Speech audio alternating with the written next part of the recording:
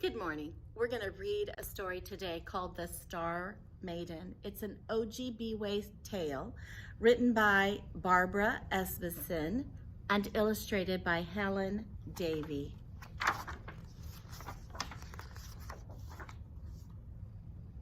Once there was a time long ago when all the tribes in the land lived in peace. There were no wars among them. Summer was always in the air. The streams were clear and pure and filled with fish. Bird song rang from every tree, and the earth was rich with everything the people needed. All day long they hunted and fished. They gathered fruits and nuts. They made birch bark canoes to carry them lightly along rivers and across the wide lakes. But at night, when work was done, the people loved to watch the sky. They loved to see the silver disk of the moon climb the darkness. They loved to watch the stars flicker their icy fire. One night, when the sky above the prairie was glittering with starlight, they saw something new. It was the brightest star anyone had ever seen. As they watched, it began to move. It fell almost to earth. Then it stopped. They could see it hanging like a white blaze near the top of a faraway hill. What could this mean? They wondered and they watched night after night. It never moved from the hilltop. Days went by. At last, the great chief spoke. Let some braves go into the far hills. Let them see this thing, and let them tell us what it is. So the braves went into the far hills. When they came back, they said, "We saw something shining there." It hung in the top of a dark pine tree. It did not answer us. It made us feel afraid. That very night, one of those young braves had a dream. A silver maiden came into his dream. She shone with silver light. She spoke to him. Her voice was like a thread of silver. She held out her shining arms to him. "I am tired of wandering across the sky," she said.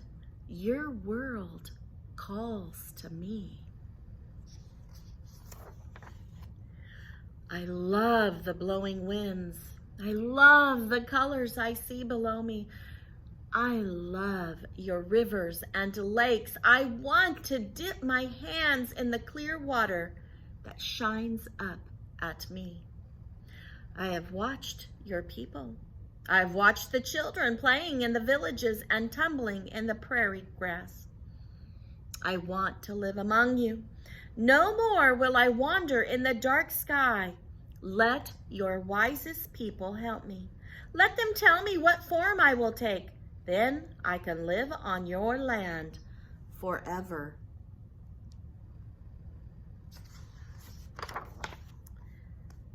The young brave woke up. It was still night. His dream was gone. That silver maiden had vanished too. When he looked at the far-off hills, he saw the shining light hanging in the top of a dark pine tree. Then he fell asleep again. In the morning, the young brave told the chief about his strange dream. The chief called the wisest men and women together. They sat in their council circle and listened. The chief spoke up. He spoke. The chief stood up. He spoke. "A star wants to live on earth," he said. "Our people will welcome her. The blue air over the prairie will fill with birdsong to honor her coming. On earth, she cannot be a shining star, so let her choose the form she will take. She can be a flower growing in the earth. She can be a fish swimming in the water.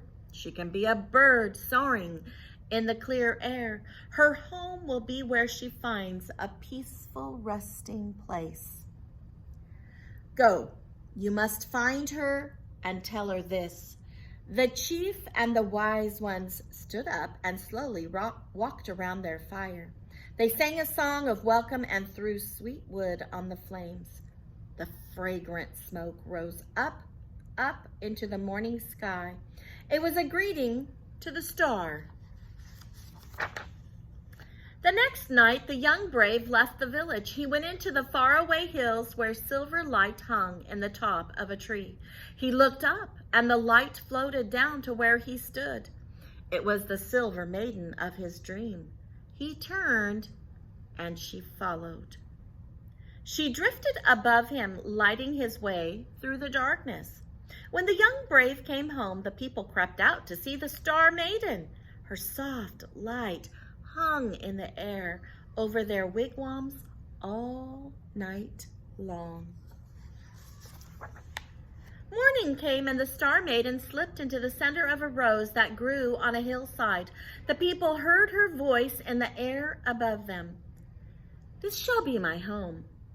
In this flower I shall live on earth. But the next day they heard her voice again. This rose is too far from the village, she said. I never see the people I love. So she left the rose and floated down to the wide, grassy prairie. Flowers of every color grew there. I shall live on this prairie, the Star Maiden said to the wind. She chose a small flower as blue as the sky. This is where I will stay. But something was wrong. Every day the earth shook and trembled under her. Herds of great buffalo trampled the ground. Their hoofs dug at the earth. I cannot rest here, she cried out. And that night the people saw her shining light rise into the dark sky above their heads. They were sad. They were afraid she would leave forever. The earth did not welcome her after all. She could not find a peaceful home. The Star Maiden drifted over the lake. She hung there. Her reflection floated on the dark water, floating on the water were the reflections of all her sky sisters too. The people watched. Then they heard her silver voice again. Sisters, sisters, she called, stop your wandering. Find rest with me. These quiet waters will be our home. Come. The people saw the sky shake with glittering points of light. They saw the dark lake come alive with stars. What does this mean? They asked. The wise one smiled. The chief smiled too. Let us go to our beds and sleep now, he said. Our Star Maiden has found a home at last. The night wind blew, loons called, owls hooted. When morning came, something was different.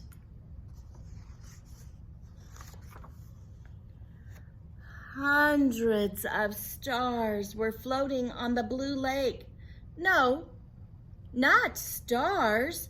Hundreds of star flowers floated there. Water lilies. The Star Maiden had found her place on earth. Her star sisters had listened. They had stopped wandering across the night sky too. They had dropped into the lake to join the Star Maiden in her new home. All the people floated out in their canoes. They leaned over to touch the creamy petals. Water lilies. They are stars that fell from the deep sky one night long, long ago. If you see them, touch them gently. Their petals shine in the sun like the stars that lived and sparkled in the sky once upon a time. water lilies. Touch them gently and remember. That's the end of our story.